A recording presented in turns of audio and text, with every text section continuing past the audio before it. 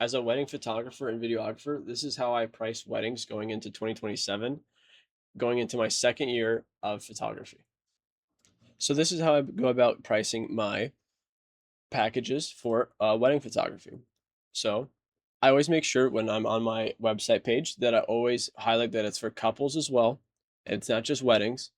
And another thing I always want to recommend is the proposal in case they're landing on your page and they're not actually um, engaged yet.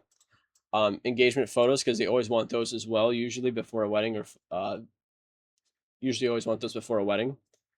Always put a starting at $2,100 is a make sure like they know that before they go and fill out any information. And then right here is how I go about structuring my prices. I am in Asheville, Ohio, which is next to Cleveland, Ohio, and I have been doing this for 2 years. I do this with my girlfriend when she's available for weddings, and I have over 141 Google reviews on one location, and on my other location, I have 60 reviews. So I have altogether over 200 Google reviews, which drive all my business pretty much. And they go onto my website, and this is my pricing for going into 2027. Okay.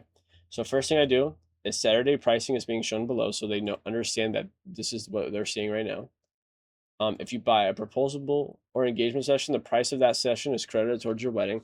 So that also influences them to book you for proposal or engagement, which is the biggest lead magnet. I need you to hear this, is the biggest lead magnet for anything wedding related. If before they even are looking at other photographers, they're 12 months, 15, 24 months out from a wedding, so they're not even looking for a photographer yet. If you are the first one that they reach out to for a proposal and you do a great job, the first one they reach out for engagement photos and you do a great job, it is so likely that you will get booked for their wedding. I would probably give you a percent of roughly 60%, 70% of my engagements or proposals I get their wedding, or they inquire about a wedding and I may or may not be booked for it, but they always inquire to me about it, and it is so much easier to sell someone that you've already done good work for. Always recommend saying Friday and Sunday weddings are 15% off. That's a great way to still get bookings for a little bit cheaper when it's on a Saturday, which is as you start to grow, it is so hard to get weddings a on only Saturdays because you book one out and then chances are you get another booking, three book, four or five, six bookings on the same Saturday, and it sucks to have to turn it down. And it is unfortunately, if you just aren't going to try to scale out of it, then the best thing you really have to do is just to understand that your Saturdays are booked, price accordingly, or you could get people to subcontract out to and get commission off of it, which I kind of do sometimes. So like if I'm not if I'm already booked that Saturday and they reach out for a $3,000 wedding, I message any friends, any photographers, hey, if you give me 10, 15% of this job, do you want it? And if you book it, then I just get that percent and then you go fulfill it. Most of the time that works. And that's a way to still make money while you're already occupied somewhere else. Um, I always say November or April. That's usually like the lower season, so you usually could get away with pricing a little bit cheaper just because you already probably aren't getting that many bookings for them, just to help influence purchasing then.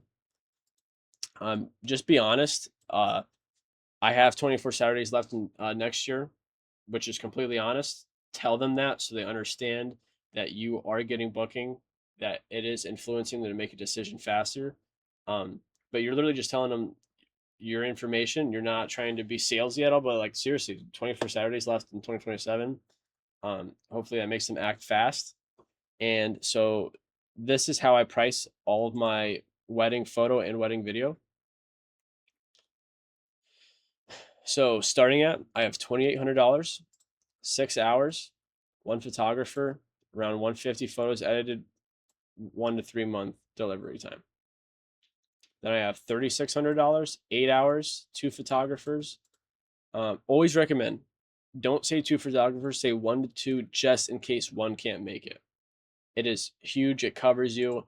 You could tell the couple that we're going to try to get two there, but just make sure they understand that there's things that happen and sometimes it just can't happen. Or if something happens to one will get sick. etc. Just make sure you always do that. I feel like that will help you out a lot just in case.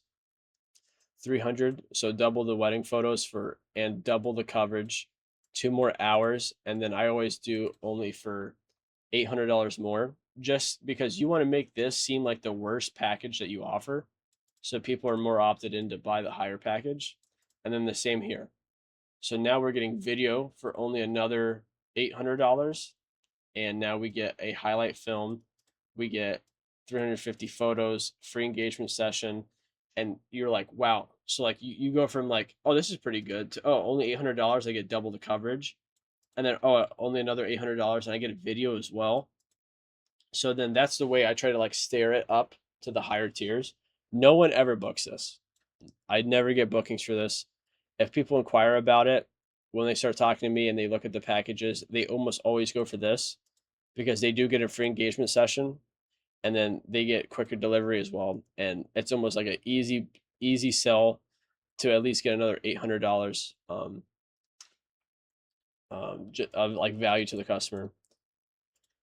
And then I have a lot of people actually reach out for this, and it's everything in here: drone footage as well, photo booth, on-site printing, interview style guest video, which I'm starting to see a lot of people are liking and wanting more of, especially for the couples.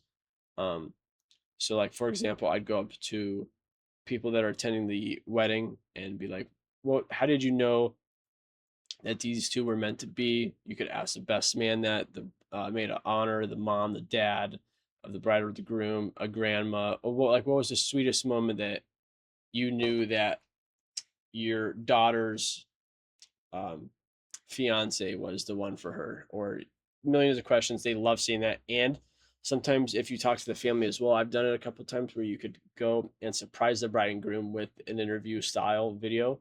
So when you deliver the video to them, they get to hear what people said about them, and they don't get to hear, like, they didn't know that that was going to happen at all, which is so good. I always recommend surprising the bride and groom when you can. But this is how I go about pricing everything. Um, my most common package is platinum, $4,400, and this is what they get included. And just to put it in perspective, in weddings alone, I'm going into wrapping up my second year, going into my third year. I'm at roughly, in from January to now, so it's been around 6.5 months. I've probably gotten around 115 grand worth of wedding bookings, and this is the structure that I have. I do a lot of weddings on Saturdays. I do quite a bit on Fridays and Sundays as well, honestly. And this is only a fraction of my business, where I also do work with businesses.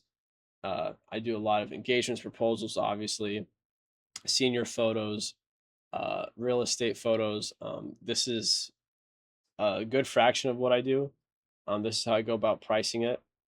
Um, I recommend something along these lines. And if you guys have any questions, or what you guys think that I should change, or what you thought was very important, I'd love to hear it below. Yeah, thank you so much for watching, and let me know what video you want to see next.